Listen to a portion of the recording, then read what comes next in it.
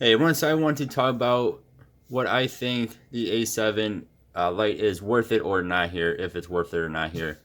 So this is, I guess you would say, Samsung's cheapest device right now. Other newer ones, other newest models. So you have the A7 Lite, like we have here. There's actually two versions of it. There's the 32 gigabyte of storage, 3 gigabytes of RAM, or what I have, the 4 gigabytes of RAM, 64 gigabytes of storage. There's also the A7, which is a little bit more money, a little bit bigger. There's the S7 and the S7 Lite. Those are the newest models you can get out there. There's other ones too, like S6 Lite. See the A8. There's a few other ones that are a few years old now. But from the last year or two, these are the main ones. So this is going to be their cheapest, the more expensive of their cheapest model. Again, this is the more expensive A7 Lite. So I think this is worth it if you have the right expectations and you want the cheapest tablet from Samsung. If hopefully that makes some sense. So I would not recommend the 3 gigabyte version of this. You want to get the 4 gigabyte version like I had here, like I have here.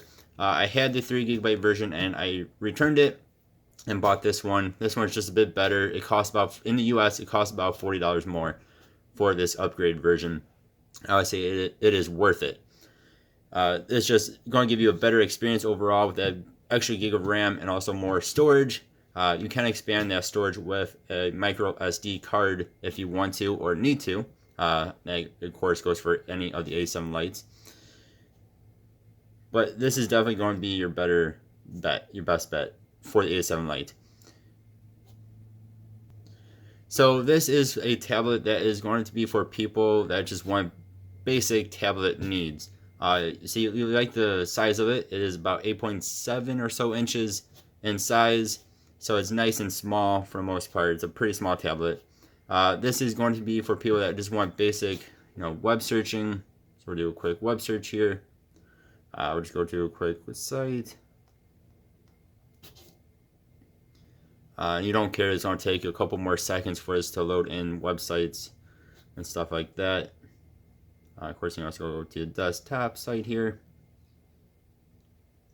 And I mean, it's pretty quick. It's actually not bad at all. So if you want it for internet searching, if you want it for YouTube, this is going to be really, really good for YouTube. It actually has dual speakers on it, and these are some of the best sounding speakers on this size of a tablet. So we're going to do some royalty-free music. All right, gotta pass all the ads. So we're turning this up all the way. And of course, being a Samsung device, you can make it go full screen by doing that, which is cool too.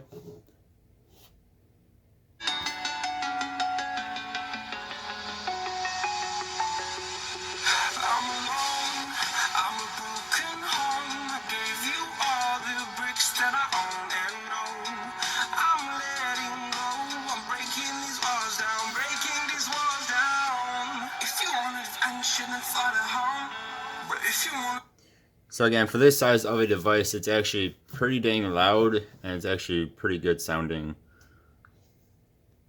So this is fantastic for video watching, like YouTube, Netflix, stuff like that. This is going to be excellent for you, unless you need a bigger screen, of course.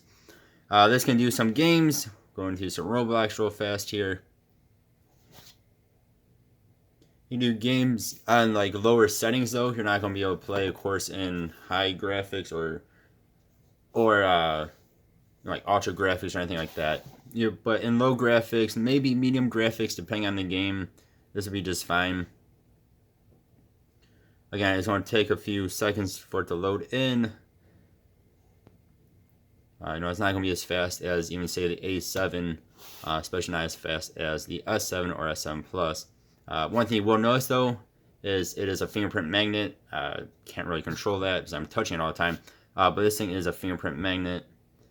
So you might notice that when you're, in something like this where it's a dark screen, it just fingerprints everywhere.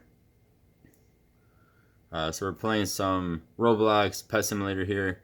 And you do get a little bit of lag every now and then. We'll get a tiny bit of a stutter. And this is in low graphics.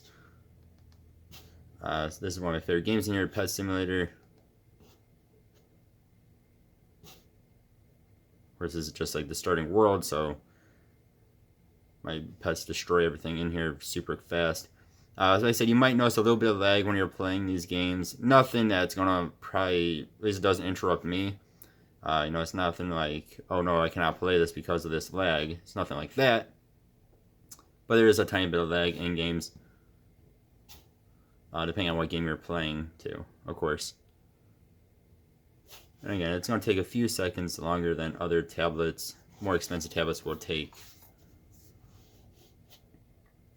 If you need it for like FaceTiming people or whatever, video calling, that's the words. You do have a front-facing camera, of course. We'll go to that real fast here. Something I never use.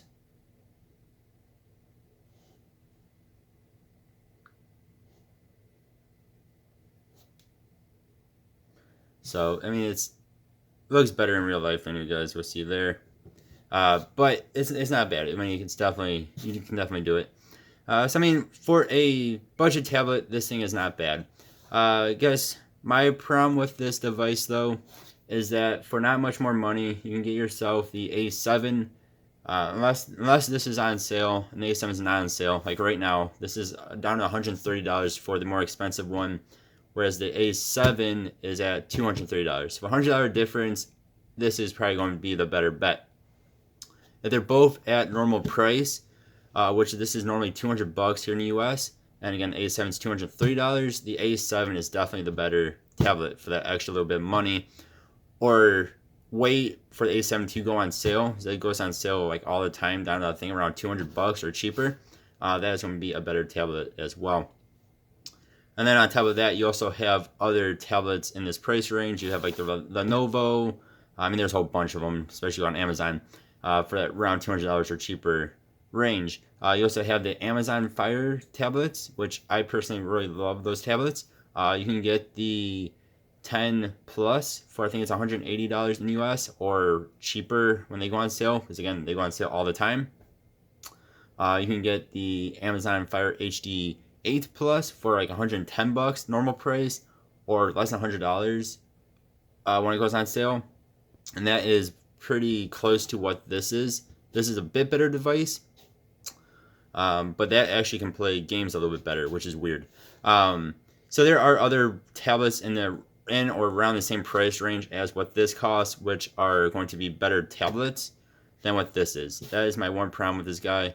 To me, this thing should be $140, $150 for this version at normal price, and $100 one-time sale.